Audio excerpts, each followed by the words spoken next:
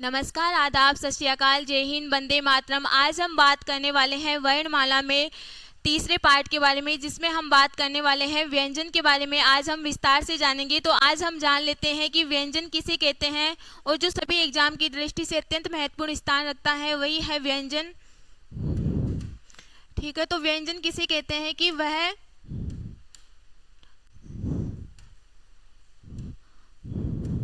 मतलब कि जिन वर्णों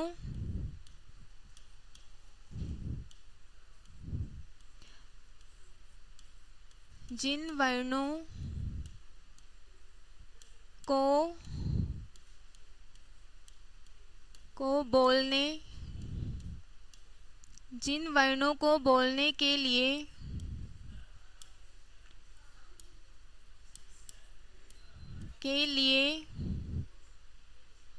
जिन वर्णों को बोलने के लिए स्वरों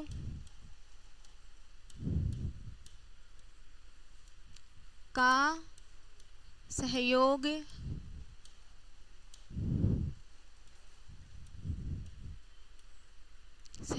लेना पड़ता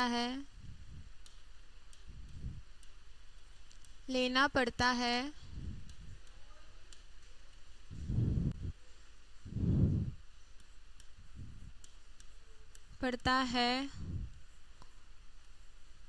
उसे हम सामान्य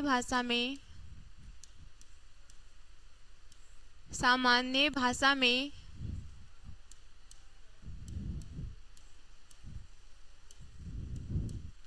व्यंजन कहते हैं।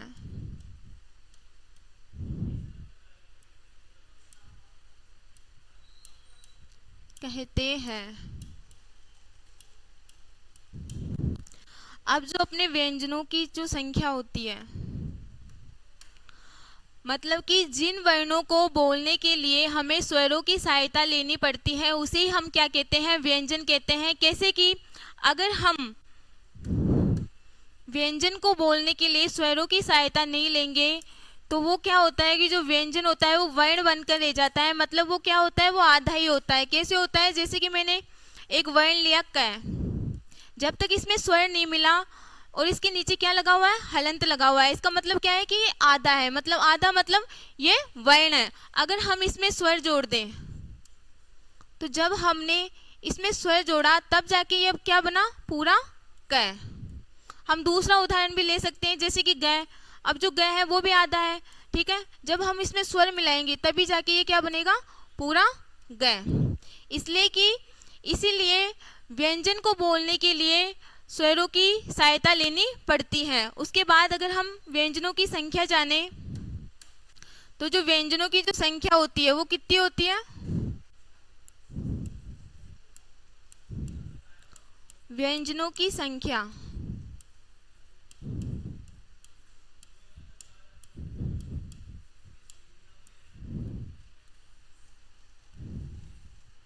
अपने जो व्यंजनों की संख्या होती है वो कितनी होती है,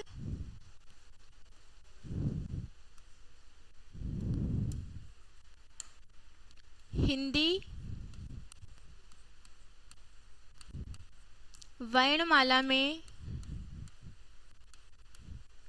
हिंदी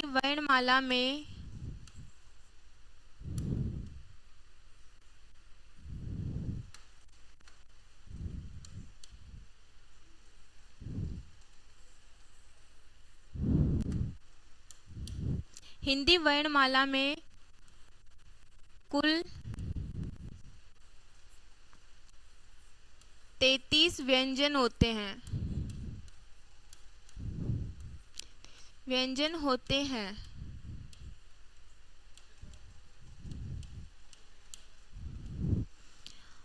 मतलब जो व्यंजनों की संख्या मानी गई है वो किसके अनुसार मानी गई है कि जो अपने हिंदी वर्णमाला में है, तो वो व्यंजनों की जो कुल संख्या मानी जाती है, हिंदी वर्णमाला में कुल 33 व्यंजन होते हैं, ठीक है। और जो अपने व्यंजनों के जो भेद होते हैं उसके बारे में भी हम जान लेते हैं।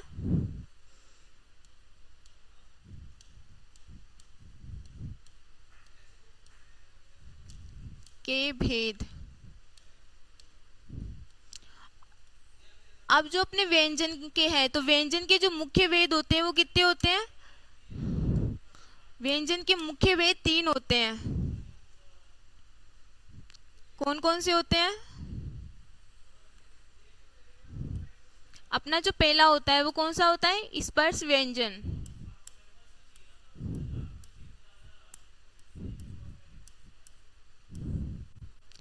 ठीक है। दूसरा जो है वो कौन सा है? अंतःस्थय व्यंजन।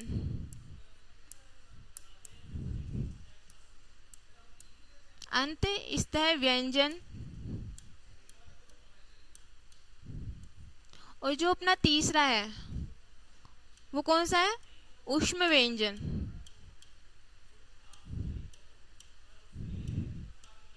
ऊष्म व्यंजन।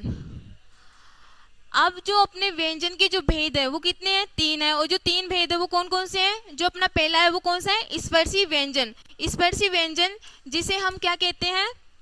स्पर्श व्यंजन जिसे हम क्या कहते हैं? स्पर्शी व्यंजन भी कहते हैं, जिसे हम स्पर्शी व्यंजन भी कहते हैं। उसके बाद अंतःस्थय व्यंजन। और जो अपना तीसरा है वो कौन सा है? ऊष्मीय व्यंजन। ऊष्मीय व्यंजन जिसे हम क्या कहते हैं? जिसे हम ऊष्मीय व्यंजन भी कहते हैं।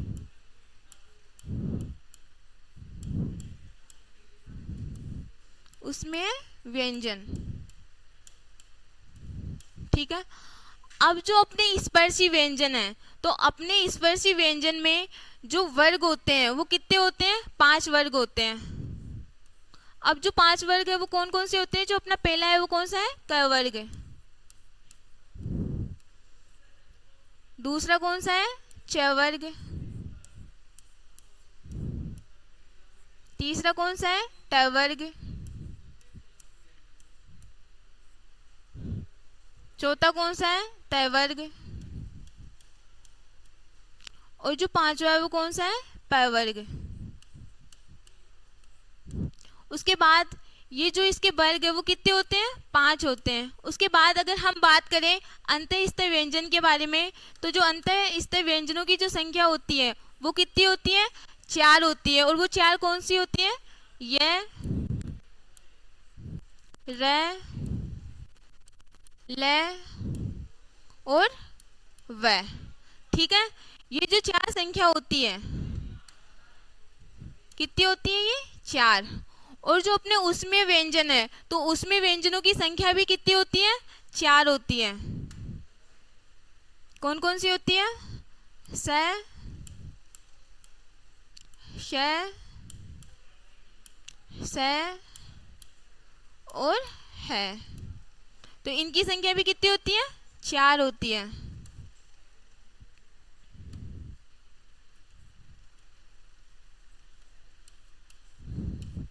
चार।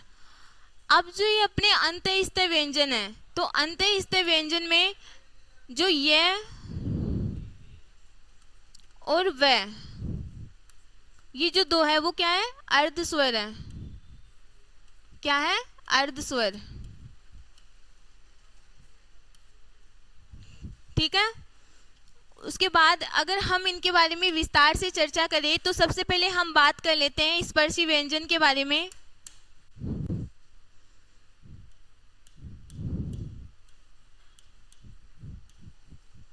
स्पर्शी व्यंजन।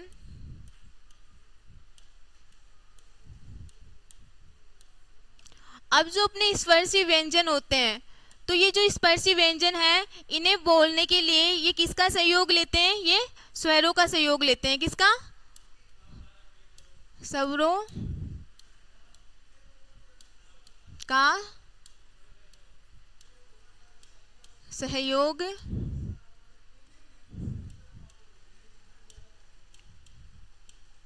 लेते हैं। उसके बाद जो स्पर्शी व्यंजन है, तो स्पर्शी व्यंजनों की जो संख्या है वो कैसे मैं तक, कैसे मैं तक जो स्पर्शी व्यंजनों की जो संख्या मानी गई है वो कितनी मानी गई है? 25। और जो स्पर्शी व्यंजन में जो वर्ग होते हैं, तो वर्ग जो होते हैं वो कितने होते हैं? 5 होते हैं। कितने वर्ग होते हैं? 5 वर्ग।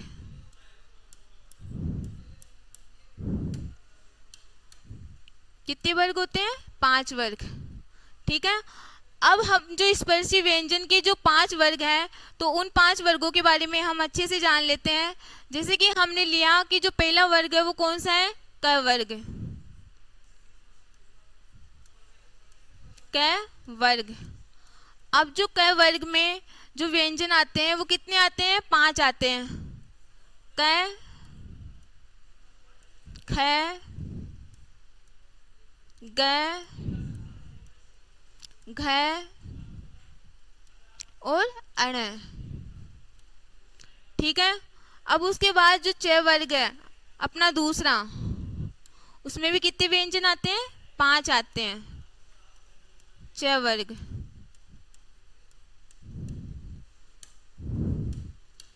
कौन कौन से है वो, च, छ, ज, झ और अण। उसके बाद हम ट वर्ग की बात करें,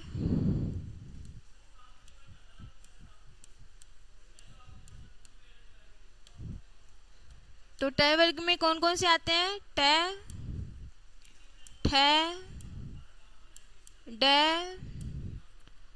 ढ और ण। उसके बाद हम त वर्ग की बात करें,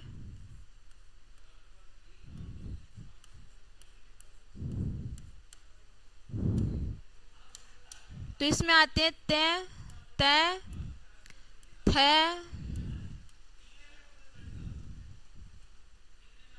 ध,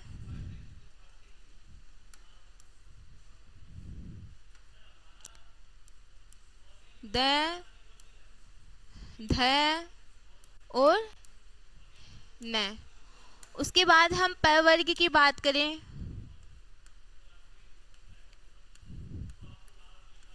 प वर्ग, तो इसमें कौन कौन से व्यंजन आते हैं अपने, प, फ, ब, भ और म। ठीक है। अब हमने स्पर्शी व्यंजनों की बात की, तो अपने स्पर्शी जो व्यंजन है उन्हें बोलने के लिए हमें किसकी सहायता की आवश्यकता होती है, स्वरों की सहायता की आवश्यकता होती है। और जो स्पर्शी व्यंजन होते हैं, तो स्पर्शी व्यंजनों की संख्या कैसे मैं तक कितनी मानी गई है, 25 मानी गई है। और जो स्पर्शी व्यंजन में जो वर्ग है, तो वर्गों की संख्या है वो कितनी है, 5 है। और जो 5 वर्ग है वो कौन कौन से हैं, अपने एक पहला है क वर्ग, दूसरा है च वर्ग, तीसरा है ट वर्ग, चौथा है त वर्ग और प वर्ग। अब इन पांचों वर्गों में जो व्यंजनों की संख्या है वो भी कितनी है, 5 5 है। कितनी है, 5 5।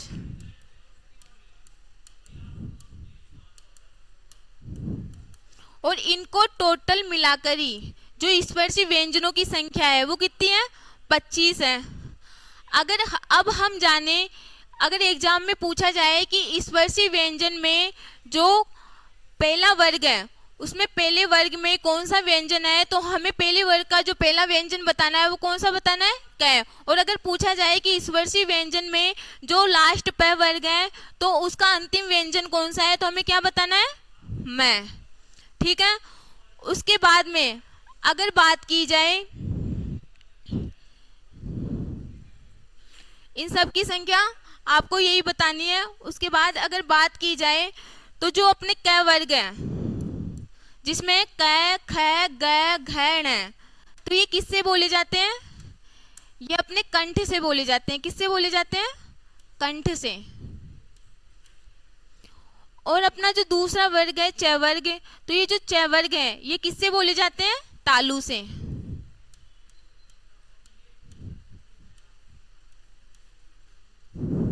और जो अपने ट वर्ग हैं ये किससे बोले जाते हैं, मूर्धा से। मूर्धा मतलब जो जबाड़ों से बोले जाते हैं, मूर्धा। उसके बाद जो अपना त वर्ग है जिसमें त, थ, द, ध, न आता है, ये किससे बोले जाते हैं, ये बोले जाते हैं दांत से। किससे बोले जाते हैं, दांत से। और जो अपने प वर्ग है ये किससे बोले जाते हैं, होठ से।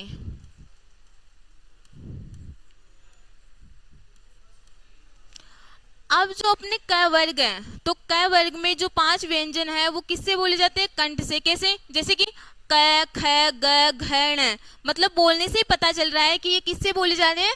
कंठ से बोले जा रहे हैं। अब जो च वर्ग है, तो च वर्ग में जैसे हम बोलते हैं च, छ, ज, झ, ण, तो हमें पता चलता है कि ये अपने किससे बोले जा रहे हैं? तालु से बोले जा रहे हैं। और जो मूर्धा है, मूर्धा का मतलब क्या होता है कि जो अपने दांत होते हैं, दांत से नीचे जो जबाड़े होते हैं, मतलब जिनसे जो बोला जाता है, वो जो व्यंजन है वो कौन से है? ट, ठ, ड, ढ, ण, मतलब ये किससे बोले जा रहे हैं? अपने मसूड़े, मतलब जो जबाड़े उनसे बोले जा रहे हैं। उसके बाद अगर हम बात करें तो अपना जो तय वर्ग है, जैसे कि त, थ, द, ध, न, तो ये किससे बोले जा रहे हैं? ये बोले जा रहे हैं अपने दांत से।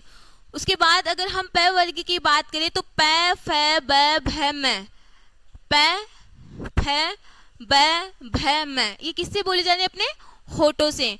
अगर उसके बाद हम बात करें तो अब हम बात करते हैं अंतःस्थय व्यंजन। अंतःस्थय व्यंजन,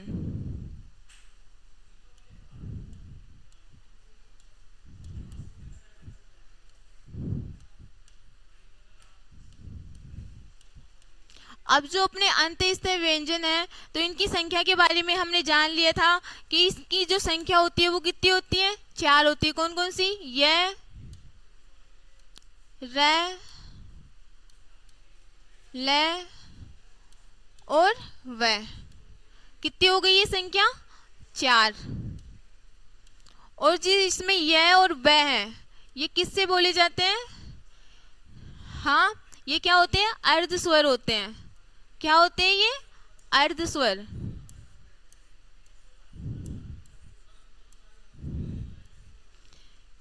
क्या होते हैं ये?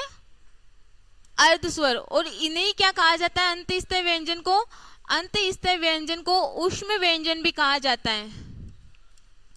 क्या कहा जाता है? ऊष्म व्यंजन भी कहा जाता है। और जो ये अंतःस्थय व्यंजन आते हैं, ये किसके बीच में आते हैं? ये व्यंजनों के बीच में आते हैं।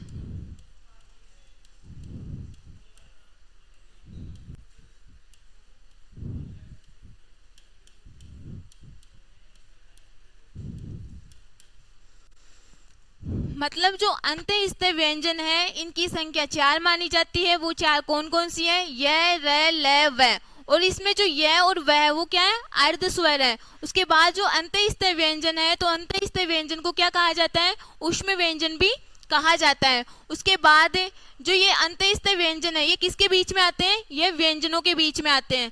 ठीक है। उसके बाद अगर हम बात करें तो अब हम बात कर लेते हैं ऊष्म व्यंजन के बारे में।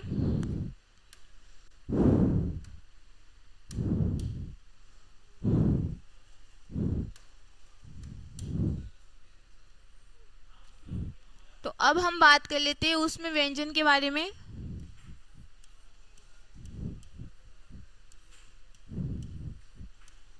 ऊष्म व्यंजन, अब जो अपने ऊष्म व्यंजन है, तो ऊष्म व्यंजन को क्या कहा जाता है? ऊष्म व्यंजन को संयुक्त व्यंजन भी कहा जाता है। क्या कहा जाता है? संयुक्त व्यंजन भी। और ऊष्म व्यंजनों की जो संख्या होती है वो कितनी होती है? 4 होती है। वो कौन कौन सी होती है? श, स, श और है। ठीक है। इनकी संख्या भी कितनी होती है? 4 होती है। अब जो अपने ऊष्म व्यंजन है, तो ऊष्म व्यंजन को क्या कहा जाता है? संयुक्त व्यंजन। संयुक्त व्यंजन। ठीक है। और संयुक्त व्यंजन किसे कहा जाता है? मतलब जो 2 या 2 से अधिक अक्षरों से मिलकर बने हुए होते हैं, उन्हें क्या कहा जाता है? संयुक्त व्यंजन। उसके बाद जो ऊष्म व्यंजन है, उसके बाद जो अपने ऊष्म व्यंजन है, तो ये जो ऊष्म व्यंजन है, ये भी क्या होते हैं? ये भी व्यंजनों के बीच में आते हैं।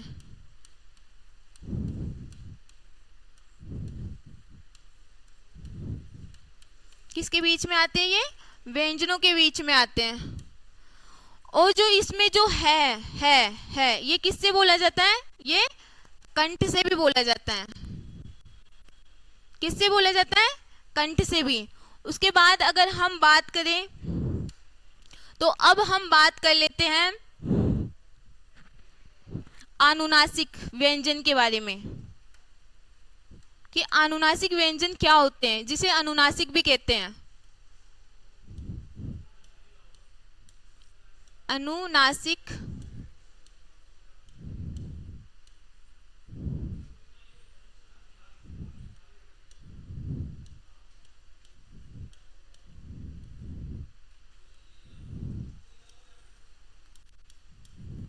अब जो अनुनासिक व्यंजन होते हैं, तो अनुनासिक व्यंजन किसे कहते हैं कि जिसमें हवा मुख के साथ साथ नासिका से भी निकलती है, उन्हें क्या कहा जाता है? अनुनासिक व्यंजन कहा जाता है। मतलब जिन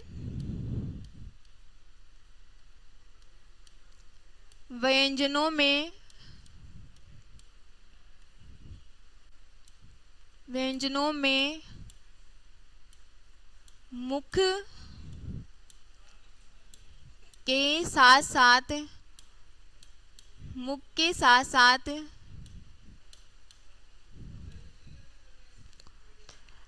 नासिका से भी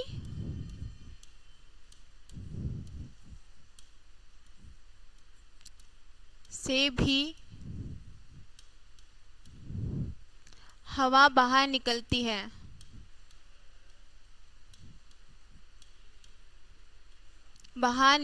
है।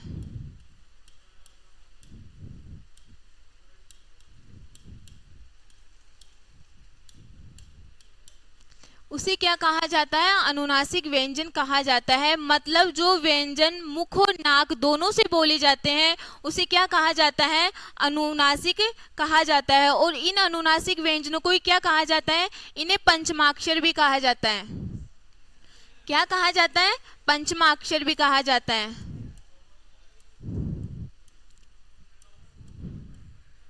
इन्हें पंचमाक्षर भी कहा जाता है। इसके साथ जो अनुनासिक व्यंजन है वो कौन कौन से हैं? इसमें है ण, ण, न, न और मैं। मतलब जो अपने स्पर्शी व्यंजन है, जो हमने पढ़ा स्पर्शी व्यंजन, जो स्पर्शी व्यंजन के जो लास्ट के जो 5 वर्ग है, तो पांचों वर्गों के जो लास्ट के जो व्यंजन है, उन्हें ही क्या कहा जाता है?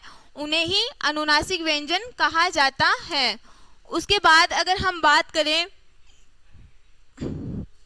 अयोग वाहक के बारे में, उसके बाद हम बात करें अयोग वाहक। अयोग वाहक।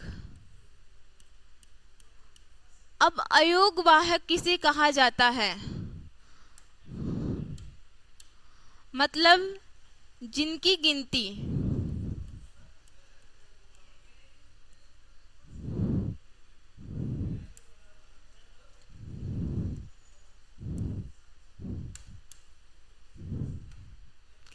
मतलब कि जिन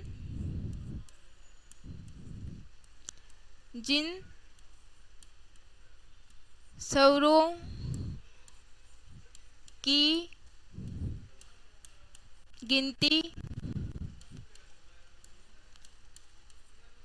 न तो व्यंजनों में की जाती है, में की जाती है, और ना ही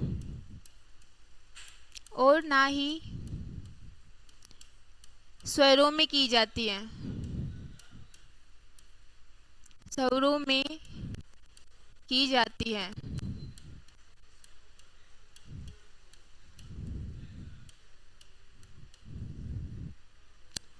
उसे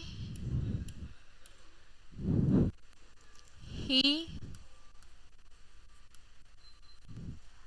अयोग वाहक कहते हैं।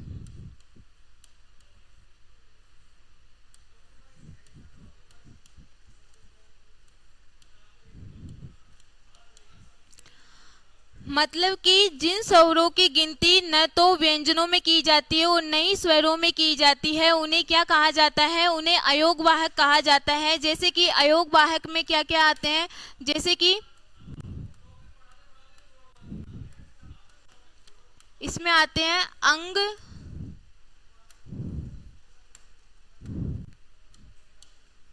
इसमें आते हैं अंग और अह। अब जो अंग है इसको क्या कहा जाता है? इसको अनुस्वार, अनुस्वार कहा जाता है। क्या कहा जाता है? अनुस्वार। और जो अह है इसको क्या कहा जाता है? विसर्ग।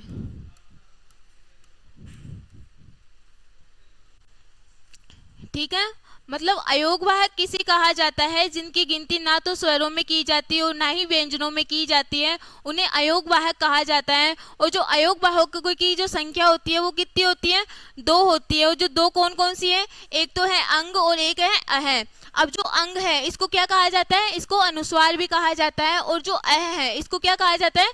इसे विसर्ग भी कहा जाता है। इसके बाद अगर हम बात करें, इसके बाद अगर हम बात करें प्रकंपित व्यंजन की,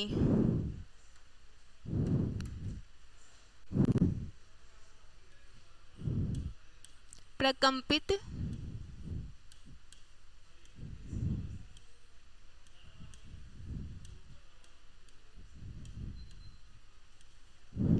अब जो प्रकंपित व्यंजन है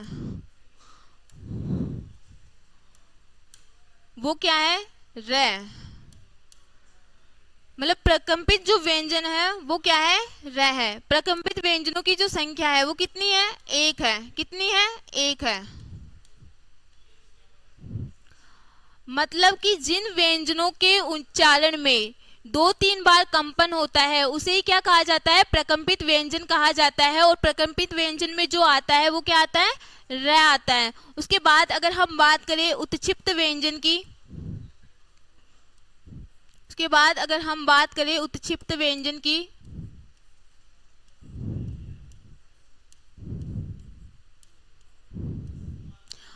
अब जो उत्क्षिप्त व्यंजन होते हैं वो कितने होते हैं? 2 होते हैं। कौन कौन से? ड और ढ। ड और ढ। इनकी संख्या कितनी होती है? 2 होती है।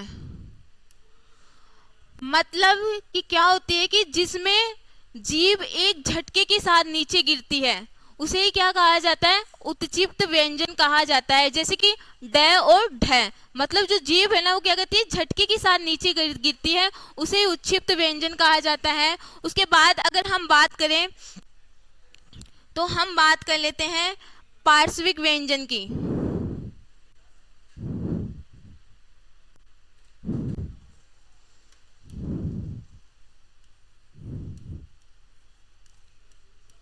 पार्श्विक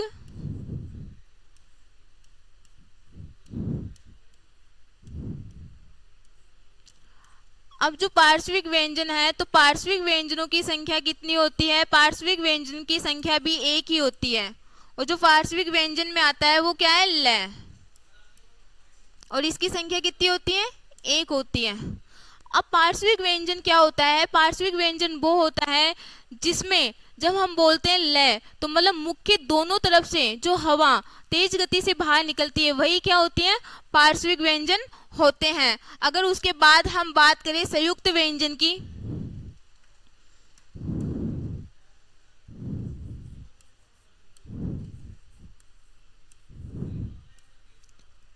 संयुक्त व्यंजन,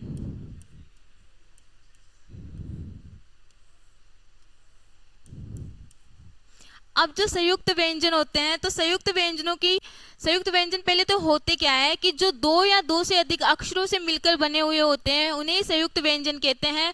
और जो संयुक्त व्यंजन है उनकी संख्या कितनी मानी जाती है? उनकी संख्या 4 मानी जाती है। और वो 4 कौन कौन सी है? एक तो अपने है श, ठीक है, एक तो अपने है श, उसके बाद में है अपने ज्ञ, उसके बाद में त्रय और उसके बाद में श्रय। ठीक है, अब जो ये श, ज्ञ, त्रय और श ये किस किस से मिलकर बने हुए हैं? तो अपने जो श है ये तो किससे मिलकर बना हुआ है? क, हलंत प्लस श से, मतलब क हलंत प्लस श से मिलकर जो बना हुआ है वो क्या है, श। और गे किससे मिलकर बना हुआ है, जय हलंत प्लस अण से मिलकर जो बना हुआ है वो क्या है, ज्ञ है। उसके बाद अगर हम बात करें कि तरह किससे मिलकर बना हुआ है, तो अपने जो तरह है वो किससे मिलकर बना हुआ है, तय हलंत धन र। और जो अपना श्रय है ये किससे मिलकर बना हुआ है, श हलंत प्लस र। ठीक है, मतलब संयुक्त व्यंजन किसे कहते हैं, एक तो संयुक्त व्यंजन उसे ही कहते हैं कि जो दो या दो से अधिक अक्षरों से मिलकर बने हुए होते हैं उन्हें ही संयुक्त व्यंजन कहते हैं। और जो संयुक्त व्यंजन है उनकी संख्या 4 मानी गई है, और वो 4 कौन सी है, स, ज्ञ, त्रय और श्रय। अब जो श है वो किससे मिलकर बना हुआ है, ये दो वर्णों से मिलकर बना हुआ है, जिसमें क हलंत धन प्लस श से मिलकर बना हुआ है श। उसके बाद में जो ज्ञ है वो मिलकर बना हुआ है जय हलंत धन अण, इससे मिलकर जो बना हुआ है वो क्या है, ज्ञ। उसके बाद है अपने त्रय, तो जो त्रय है वो तय हलंत धन र से मिलकर बना हुआ है, और जो श्रय है वो किससे, श हलंत प्लस र से मिलकर जो बना है वो क्या है, श्रय है। उसके बाद अगर हम बात करें तो हम बात कर लेते हैं काकल्य व्यंजन के बारे में।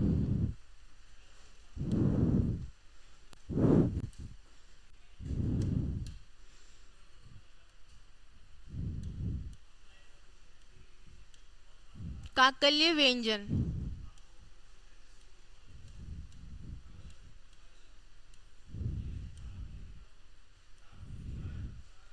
अब काकल्य व्यंजन किसे कहते हैं, काकल्य व्यंजन उसे कहते हैं, काकल्य व्यंजन उसे कहते हैं जो किसके किसके माध्यम से बोले जाते हैं, जो कंठ के द्वारा बोले जाते हैं।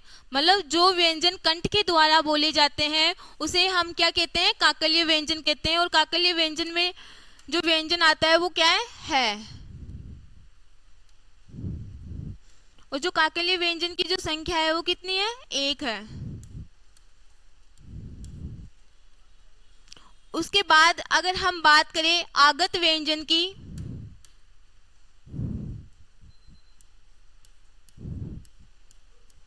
आगत व्यंजन,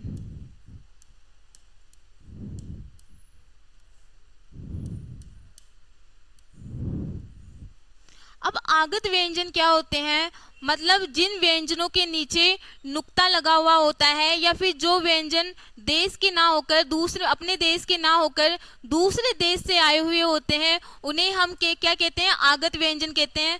जैसे कि हम जान लेते हैं जय, अब जो जय है उसके नीचे अगर ये नुक्ता लगा हुआ है, अब ये अपने जो जय है उसके नीचे अगर नुक्ता लगा हुआ है, या फिर फै है, फै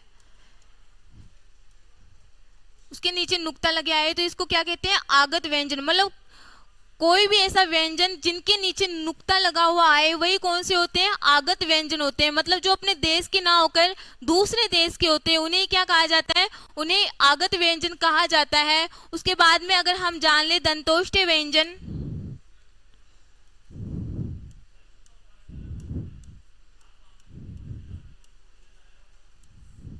दंतोष्ठ्य व्यंजन,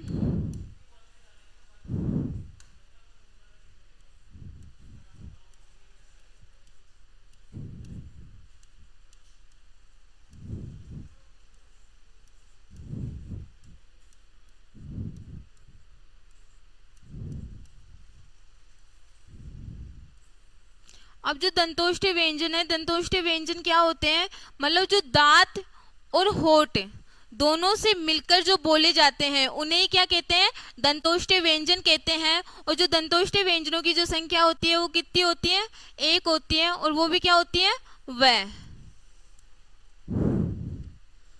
और इसकी संख्या कितनी होती है, 1 होती है। और ये किससे मिलकर बना हुआ है, दांत धन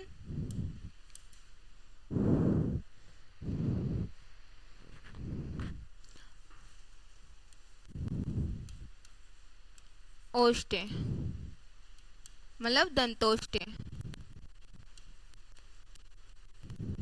मतलब जो दांत और होठ दोनों से बोले जाते हैं उसे ही क्या कहते हैं, दंतोष्ठ्य कहते हैं। अब हम एक बार वापस से दोहरा लेते हैं कि सबसे पहले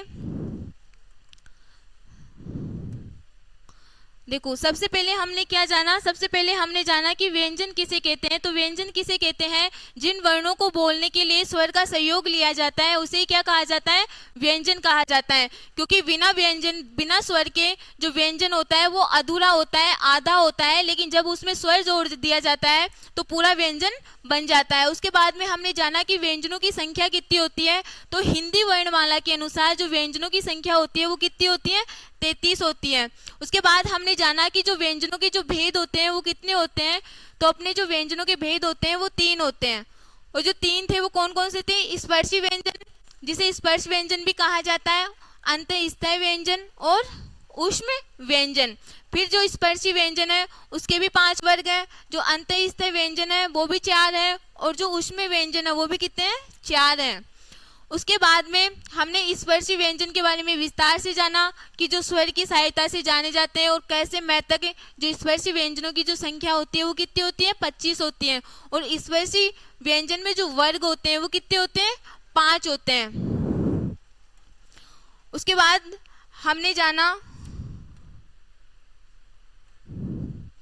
उसके बाद हमने अंतःस्थायी व्यंजन जाना। तो अंतःस्थायी व्यंजनों की संख्या 4 होती है। वो 4 कौन कौन सी होती है, य, र, ल, व, ठीक है। और जो अंतःस्थायी व्यंजन है, अंतःस्थायी व्यंजन को क्या कहा जाता है, ऊष्मी व्यंजन भी कहा जाता है। और जो इसमें य और व होता है वो क्या होता है, अर्ध स्वर होता है। और जो अंतःस्थायी व्यंजन है वो किसके बीच में आते हैं, वो व्यंजन के बीच में ही आते हैं। उसके बाद में ऊष्मी व्यंजन, ऊष्मी व्यंजन ये भी कितने प्रकार के होते हैं, 4 प्रकार के होते हैं। कौन कौन से होते हैं, श, स और है, ठीक है। और जो ऊष्मी व्यंजन है इसी को क्या कहा जाता है, संयुक्त व्यंजन कहा जाता है। और ये भी क्या होते हैं कि ये भी व्यंजनों के बीच में ही आते हैं। उसके बाद में हमने जाना कि जो अनुनासिक व्यंजन है, तो अनुनासिक व्यंजन किसे कहते हैं, तो जिन व्यंजनों को, मतलब जिन व्यंजनों में मुख के साथ साथ हवा नासिका से भी निकलती है उसे क्या कहा जाता है, अनुनासिक व्यंजन कहा जाता है। मतलब जो मुख और नाक दोनों से बोले जाते हैं उन्हें क्या कहा जाता है, अनुनासिक व्यंजन कहा जाता है। और अनुनासिक व्यंजनों को क्या कहा जाता है, पंचमाक्षर भी कहा जाता है। जो स्पर्शी व्यंजन के जो लास्ट के व्यंजन है 25 व्यंजनों में, वही क्या होते हैं, अनुनासिक व्यंजन होते हैं। उसके बाद में हमने जाना कि अयोग वाहक क्या होते हैं। तो जिनका प्रयोग ना तो स्वरों में किया जाता है और ना ही व्यंजनों में किया जाता है उन्हें क्या कहा जाता है, अयोग वाहक कहा जाता है। जैसे कि अ, अंग और अह। अब जो अंग है, अंग को क्या कहा जाता है, अनुस्वार भी कहा जाता है, और अह को क्या कहा जाता है, विसर्ग भी कहा जाता है। उसके बाद में हमने जाना कि प्रकंपित व्यंजन क्या होते हैं। तो जो प्रकंपित व्यंजन क्या होते हैं कि जिसमें जो जीभ है वो 3-4 बार कंपन करे उसे क्या कहा जाता है, प्रकंपित व्यंजन कहा जाता है। और जो प्रकंपित व्यंजन है वो कितने होते हैं, वो 1 होता है। और एक कौन सा होता है, र। उसके बाद में हमने जाना कि उत्क्षिप्त व्यंजन क्या होते हैं। तो जो उत्क्षिप्त व्यंजन होते हैं वो क्या होता है कि जिसमें जीभ, जो अपनी जीभ है तो वो एक झटके के साथ नीचे गिरे उसे क्या कहा जाता है, उत्क्षिप्त व्यंजन कहा जाता है। और जो उत्क्षिप्त व्यंजन है इनकी संख्या कितनी है, इनकी संख्या 2 है। कौन कौन सी है, ड और ढ। उसके बाद में हमने जाना कि पार्श्विक व्यंजन क्या होते हैं।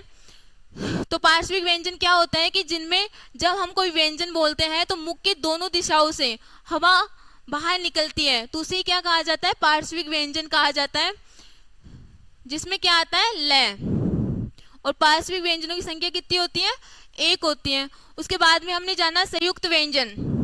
संयुक्त व्यंजन क्या होते हैं कि मतलब जो 2 या 2 से अधिक अक्षरों से मिलकर बने हुए होते हैं उन्हें क्या कहते हैं, संयुक्त व्यंजन कहते हैं। और जो संयुक्त व्यंजनों की जो संख्या है वो कितनी है, 4 है। उसके बाद हमने जाना कि जो काकल्य व्यंजन होते हैं वो किसे कहते हैं। तो काकल्य व्यंजन किसे कहा जाता है, जो कंठ से बोले जाते हैं उसे क्या कहा जाता है, काकल्य व्यंजन कहा जाता है। और काकल्य व्यंजन में जो आता है वो क्या है। तो काकल्य व्यंजनों की जो संख्या है वो कितनी है, 1 है। उसके बाद में हमने जाना आगत व्यंजन। अब आगत व्यंजन किसे कहा जाता है, मतलब जिन व्यंजनों के नीचे नुक्ता लगा हुआ होता है या फिर जो हमारे देश की ना होकर विदेश से आए हुए होते हैं उन्हें क्या कहा जाता है, आगत व्यंजन। उसके बाद हमने जाना दंतोष्ठ्य व्यंजन। मतलब जो दांत और होठ दोनों से बोले जाते हैं उन्हें क्या कहा जाता है? दंतोष्ठ्य व्यंजन, जिसके अंतर्गत क्या आता है? व। दंतोष्ठ्य व्यंजनों की जो संख्या है वो कितनी है? एक है। कितनी है? एक है। अब मुझे आशा है कि आप सभी को जो मैंने आज वर्ण का दूसरा भेद है व्यंजन, उसके बारे में बहुत अच्छे से समझाया है। मुझे आशा है कि आप सभी को बहुत अच्छे से समझ में आया है। मिलते हैं नेक्स्ट टॉपिक को लेके। धन्यवाद।